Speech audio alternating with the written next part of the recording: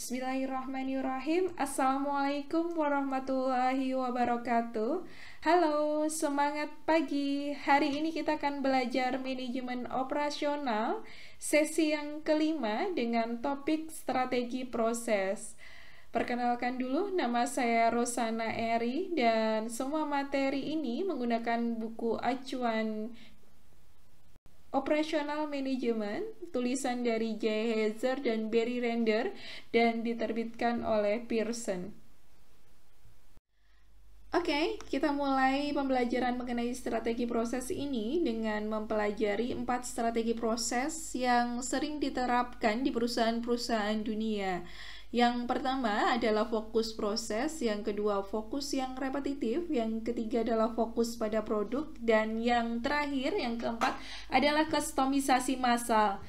Kita mulai satu persatu dari nomor yang pertama, yaitu fokus proses. Fokus proses ini adalah pemproduksian suatu barang yang biasanya dengan volume yang kecil tapi dengan keragaman yang tinggi. Contohnya ketika kita ada di hotel yang mewah, biasanya restonya itu akan bisa memberikan pelayanan apa sesuai yang kita inginkan. Jadi dia akan memproduksi dalam volume yang kecil, spesial untuk orang tersebut, dan dia lebih mengedepankan pada proses pembuatan makanan itu yang ada di resto sesuai yang dipesan oleh pelanggannya. Kemudian yang kedua itu fokus yang repetitif. Ini biasanya adalah lini-lini perakitan atau modular kayak gitu ya. Contoh perusahaan yang menerapkan ini adalah perusahaan seperti Suzuki otomotif gitu ya, Suzuki Indonesia yang ada di Indonesia, kemudian Honda yang ada di Indonesia dan lain sebagainya. Mereka akan berfokus pada perakitan.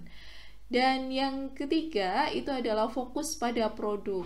Fokus pada produk ini yang perlu digarisbawahi adalah dia melakukan proses yang berkelanjutan, jadi berlanjut seperti itu. Perusahaan yang menerapkan strategi ini contohnya adalah perusahaan bolam, lembaran seng, perusahaan gelas, dan lain sebagainya. Dan yang terakhir, yang keempat, dia adalah kustomisasi massal. Dia memproduksi barang dengan jumlah yang besar dan dia juga berbiaya rendah. Jadi memproduksi dengan jumlah yang banyak dan biayanya rendah. Kira-kira seperti itu. Oke, ini adalah slide berikutnya. Berbincang tentang strategi proses, pasti akan membicarakan juga tentang pemilihan perlengkapan dan juga teknologi yang akan digunakan selama proses produksi barang ataupun jasa. Satu hal yang harus digarisbawahi ketika kita mau memilih perlengkapan mau teknologi adalah flexibility atau fleksibilitas.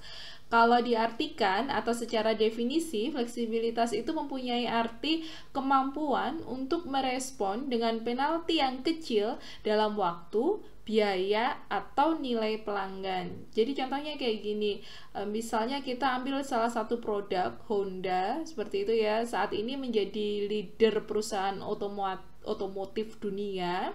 Dia harus mempunyai fleksibilitas dalam memproduksi dalam volume produksinya itu berapa, atau penggabungan produk dan lain sebagainya. Jadi fleksibilitas ini yang akan menentukan dalam kita membuat atau memilih perlengkapan dan juga teknologi yang akan diterapkan di perusahaan. Slide berikutnya, kita akan belajar mengenai analisis dan desain proses. Jadi, kalau tadi belajar tentang strategi proses, kemudian bertanya-tanya bagaimana cara menganalisisnya atau bagaimana cara mendesainnya. Nah, di sini ada 5 cara yang bisa dipakai untuk menganalisis dan mendesain sebuah proses. Bisa dipakai salah satu atau bisa dikombinasikan. Yang pertama adalah dengan diagram alur. Secara definisi, diagram alur ini diartikan sebagai sebuah gambar yang digunakan untuk menganalisis perpindahan dari orang atau bahan material. Jadi kita bisa melihat melihat perpindahan barang dan material itu secara alurnya gitu. Kemudian yang kedua itu adalah pemetaan fungsi waktu atau sering disebut juga dengan time function mapping atau proses mapping, itu juga ada. Ini diartikan sebagai sebuah diagram alur dengan waktu yang ditambahkan pada sumbu horizontal. Jadi kalau tadi diagram alur itu hanya mengetahui perpindahan orang atau material, maka dalam pemetaan fungsi waktu ini itu ada penambahan waktu di sumbu horizontalnya. Jadi kapan si A pindah ke B, kapan B pindah ke C, kapan C pindah ke D, dan seterusnya. Itu ada waktu-waktunya juga kayak gitu. Terus kemudian yang ketiga adalah pemetaan arus nilai atau value stream mapping atau VSM gitu ya. Ini diartikan sebagai sebuah proses yang membantu manajer memahami bagaimana menambahkan nilai dalam arus bahan material dan informasi melalui keseluruhan proses produksi. Jadi kalau misalnya kemarin kita membahas tentang misalnya trend branded, kita harus menambahkan nilai atau value di situ. Nah, di mana kita akan menambahkan nilainya? Oh, mungkin di materialnya, oh mungkin di jahitannya, oh mungkin di desainnya, dan lain sebagainya. Itu nanti bisa dipetakan. Yang keempat itu adalah grafik proses. Grafik proses ini sering juga disebut dengan proses chart. Bisa didefinisikan sebagai grafik yang menggunakan simbol-simbol untuk menganalisis pergerakan orang atau material. Biasanya dia menggunakan gambar, terus mengalir kemana, tapi kayak tanda panah, mengalir kemana, dan lain sebagainya. Jadi ini adalah grafik proses yang biasa kita lihat juga ini gitu ya, gambar-gambar, kemudian mengalir kemana. Dan yang terakhir, yang kelima adalah perencanaan pelayanan. Secara istilahnya gitu ya, familiar istilahnya di dunia manajemen operasional itu adalah blueprinting service. Didefinisikan sebagai sebuah teknik analisis proses yang berfokus pada pelanggan dan hubungan yang terjadi dengan pelanggan. Jadi ini pasti ngomongin tentang layanan yang kaitannya dengan pelanggan, apa yang terjadi dengan pelanggan, terus ini didesain prosesnya seperti apa. Oke, berikutnya adalah tentang pertimbangan khusus untuk desain proses layanan. Proses layanan pasti nggak akan jauh-jauh, kita akan membicarakan tentang konsumen, tentang customer, tentang klien, kayak gitu. Dan ada 3 hal yang akan kita diskusikan. Yang pertama adalah interaksi, yang kedua adalah modifikasi proses layanan, dan yang ketiga adalah inovasi. Jadi yang pertama dulu, interaksi ini sesuatu yang harus digarisbawahi gitu ya dalam proses pelayanan, meskipun seringkali dia itu mempengaruhi kinerja proses yang merugikan. Kita harus mengeluarkan banyak uang atau sumber daya dan lain sebagainya hanya untuk interaksi dengan konsumen kita, tapi dalam interaksi ini sangat alamiah dia akan menekan kustomisasi atau inovasi dan lain sebagainya, proses-proses yang selanjutnya dibutuhkan oleh perusahaan itu. Jadi awalnya memang dari interaksi. Yang kedua, untuk memperbaiki interaksi maka perlu juga modifikasi proses layanan, dan ini juga bisa menjadi keunggulan kompetitif atau competitive advantages kayak gitu ya. Jadi ketika perusahaan A, perusahaan B, dan lain sebagainya unggul dalam produk, unggul dalam hal inovasi, dan lain sebagainya, ini juga bisa dijadikan strategi, yaitu proses layanannya. Jadi ada perusahaan yang produknya mungkin biasa saja gitu, tapi proses layanannya bagus, ini juga bisa dijadikan sebagai keunggulan kompetitif. Yang ketiga itu adalah inovasi, dan inovasi itu biasanya nggak akan jauh-jauh dengan apa yang dibutuhkan oleh konsumen. Inovasi ini biasanya akan lahir dari kebutuhan-kebutuhan yang dirasakan oleh konsumen, sehingga penting sekali untuk mendesain sebuah interaksi, memodifikasinya sehingga muncullah inovasi dalam sebuah produk atau sebuah layanan. Ya, berikutnya adalah teknologi produksi. Ini adalah bagian dari strategi proses. Ada 9 hal yang akan kita bahas. Mulai dari yang nomor 1 itu adalah teknologi mesin, yang kedua sistem identifikasi otomatis, yang ketiga proses pengendalian, 4 sistem penglihatan, 5 robot, 6 sistem penyimpanan dan perbaikan otomatis, yang ketujuh kendaraan yang dipandu secara otomatis, 8 sistem manufaktur yang fleksibel, 9 manufacturing yang terintegrasi komputer.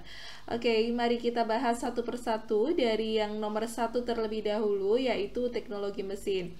Jadi sejak revolusi industri dulu pernah kita pelajari gitu ya waktu zaman SMA, hampir semua perusahaan-perusahaan menggantikan tenaga manusia dengan mesin, dan ini wajar digunakan dalam operasional sebuah perusahaan. Jadi mungkin nggak terlalu banyak dari saya penjelasan karena memang banyak sekali perusahaan-perusahaan yang sudah menggunakan mesin.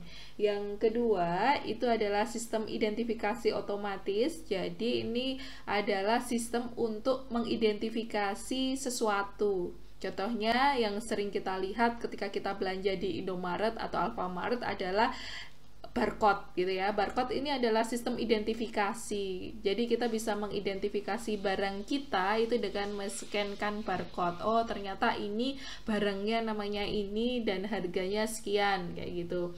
Yang ketiga itu adalah proses pengendalian atau control system.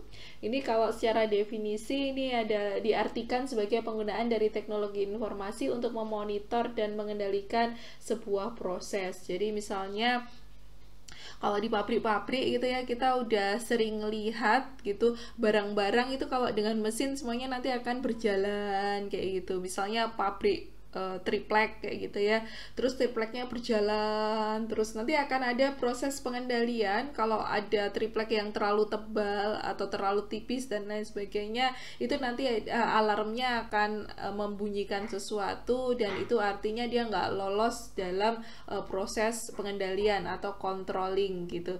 Yang keempat itu sistem penglihatan atau sering disebut juga dengan vision system gitu ya. Namanya penglihatan pasti sesuatu harus dilihat. Ini contohnya adalah CCTV. Kadang beberapa perusahaan menerapkan pengendalian atau apapun gitu ya dengan dipasang CCTV. Itu adalah untuk proses penglihatan atau sistem penglihatan. Nanti dari CCTV tersebut dihubungkan dengan komputer dan lain sebagainya kayak gitu.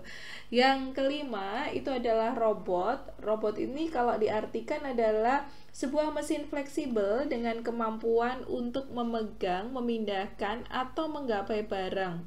Difungsikan melalui impuls elektronik yang mengaktifkan motor dan saklar kayak gitu. Jadi ini sudah tahu misalnya untuk memegang barang, memindahkan dan lain sebagainya. Ini ada banyak perusahaan-perusahaan yang ada robotnya, terutama di luar negeri. Kemudian yang keenam itu adalah sistem penyimpanan dan perbaikan otomatis. Ini biasanya ada di gudang-gudang. Biasanya mereka akan ada sistem penyimpanan dan ini juga terintegrasi dengan komputer dan dengan mesin-mesin yang lain sehingga semuanya akan otomatis. Ada yang kurang, ada yang keluar dari gudang dan lain sebagainya. Itu nanti dilakukan secara otomatis.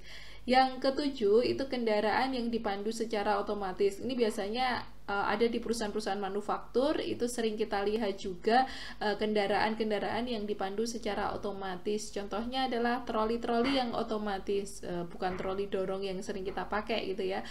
Itu tapi troli yang ada di perusahaan-perusahaan atau pabrik-pabrik gitu ya, industri manufaktur. Yang kedelapan adalah sistem manufaktur yang fleksibel.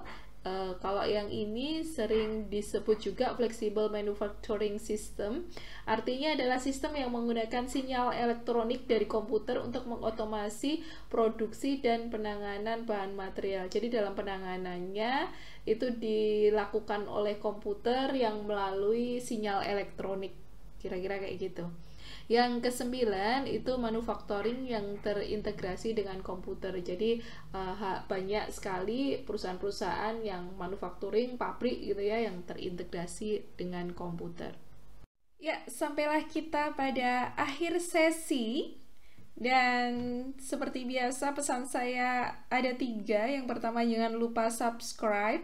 Yang kedua tinggalkan kelas _nama_nim di kolom komentar sebagai bentuk kehadiran.